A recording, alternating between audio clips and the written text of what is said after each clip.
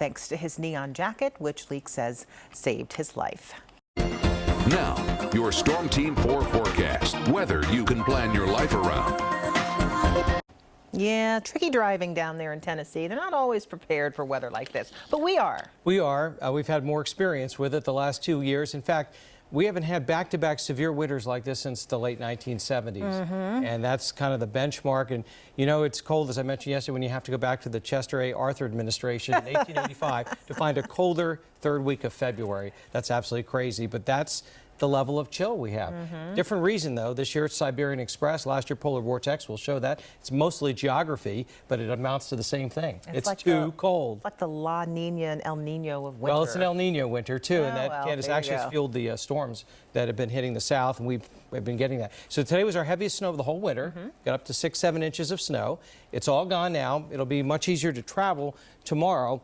At least this storm came without the high winds and the bitter cold, so that was a plus. But the problem is temperatures are falling now in the wake of the storm. See the rain in West Virginia and Kentucky as it warmed up. So things are beginning to ice up tonight. Watch out also on your driveway and sidewalks and bundle up again. The cold is coming back.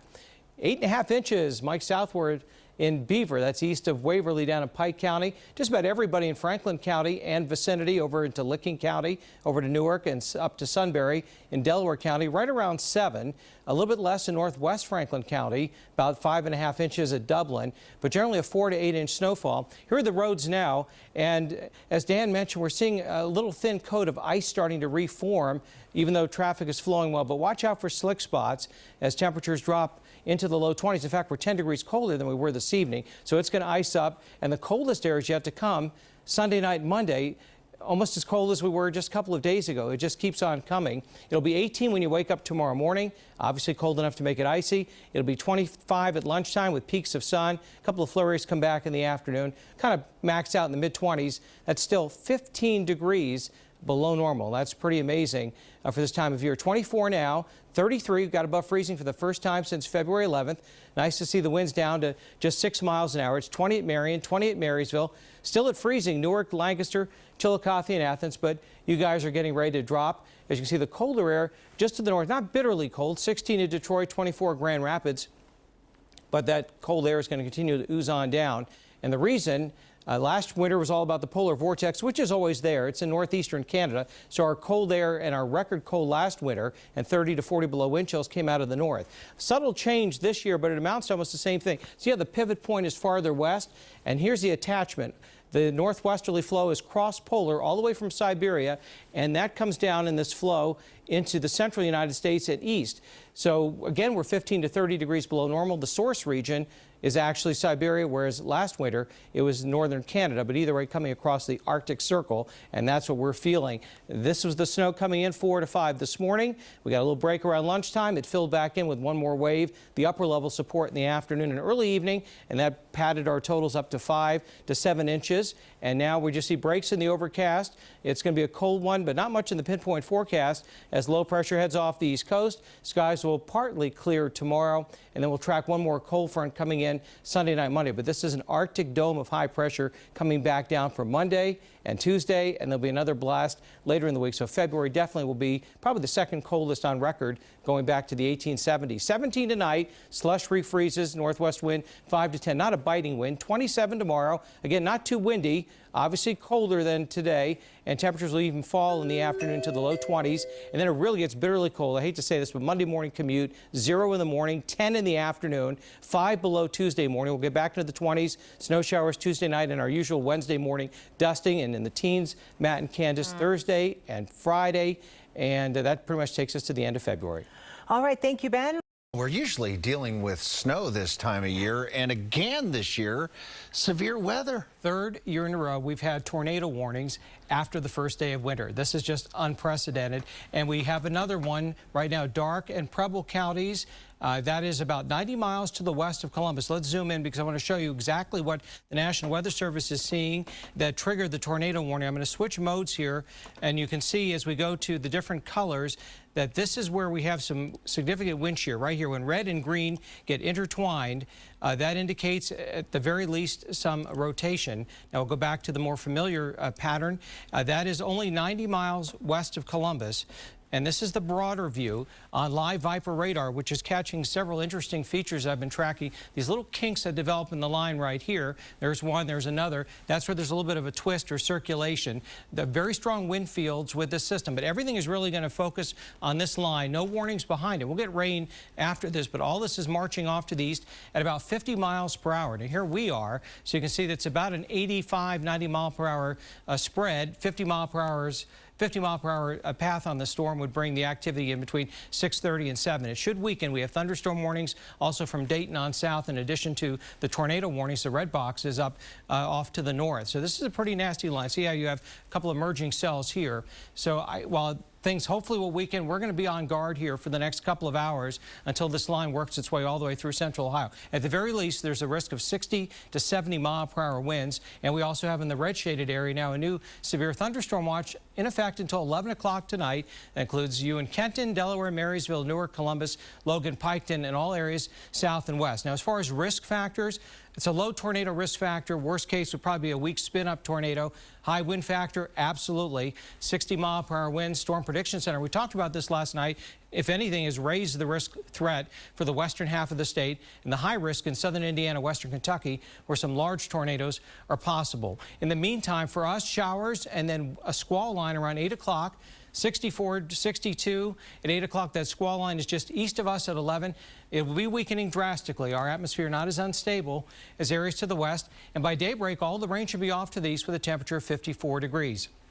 So here's what we're looking at from 7 to 11 o'clock across the viewing area, 40 to 60 mile per hour winds. If you've got decorations that you can pull inside, please do so. Probably best not to be going out shopping here in the next several hours. Right now, here's our live view from Tower Cam, and you can see cloudy skies. We had a few bright spots earlier at 64. Our high was 65. Yes, that set a record. We're still in the mid-60s. It's been a phenomenal pattern. You can see the colder air back in the upper Midwest where it's in the 30s. So we have quite a clash of weather and pinpoint forecast showing the squall line just about on top of us between 8 and 9 o'clock. It moves quickly, weakens a little bit by 11 with heavy downpours, and then after that, we're in the clear by tomorrow morning, and then we're all good for Christmas Eve and Christmas Day. This is kind of an aberration for this time of year, but I guess we're starting to get used to the new normal. 54, showers, windy, strong to severe storms, risk of damaging winds from 7 to 11 o'clock. Overnight tonight, 54 is the low. Tomorrow's high, 61 for Christmas Eve. That's almost a record, too. A sprinkle on Christmas Day, a wet weekend Saturday and Sunday, and that rain continues into early next week. Sears Heating and Cooling Skycam, we're going to keep an eye on the west, Wayne and Colleen, on that powerful line of storms. Can't tell from that, but it's only about 80 miles away. We're going down 200 feet below the surface of the city of Columbus to look at the last stop on the new tunnel. Urban flooding during heavy rainstorms has been a frustrating problem for decades as the city has grown, and more of the landscape is paved over, flooding low-lying areas and contaminating the Scioto River with stormwater runoff. We're just going to a whole new level, and the expectations from what it was 100 years ago are just quite different. That new level is nearly 200 feet below ground, a tunnel 20 feet in diameter that will handle more than 1 billion gallons of overflows each year when the project is completed in 2017. When it gets full, and it'll overflow into this structure that we just built and flow down to our treatment plant. The present 1930s era sewer system just below the surface will now overflow into this huge subterranean tunnel, carrying wastewater to be safely treated instead of being dumped into the Scioto River. The biggest challenge turned out to be the thickness of the rock and water pouring into the tunnel during the excavation process. We realized there was more water than we had anticipated. We had to completely change the mode of operation of how we were going to mine the tunnel. It will take about 2 months now to take the boring machine apart with its rock-bearing cutter head and ship the 95 tons of equipment back to Germany. The entire project will be completed in about 1.5 years and fully functional. I'm meteorologist Ben Gelber, NBC4 at Vine and Neal. Their parents always told us to stay out of the creek because it was sulfur water. It was a pretty orange color. Dale Duvall grew up in the old coal mining community of Carbon Hill, which is along Monday Creek that winds through the Hocking Hills past Nelsonville to the Hocking River. Duvall remembers what it was like in the summertime, diving into a large, cool pond on the other side of the hill. When you would swim in it and when you would come out your bathing suit and you would smell like sulfur. This is the opening to an abandoned coal mine, the Essex mine, with toxic metal sludge. This is where the Sycamore Run comes through and carries pollutants into Monday Creek. Rainwater passing through long abandoned mines comes in contact with coal, producing sulfuric acid, making Monday Creek a dead waterway.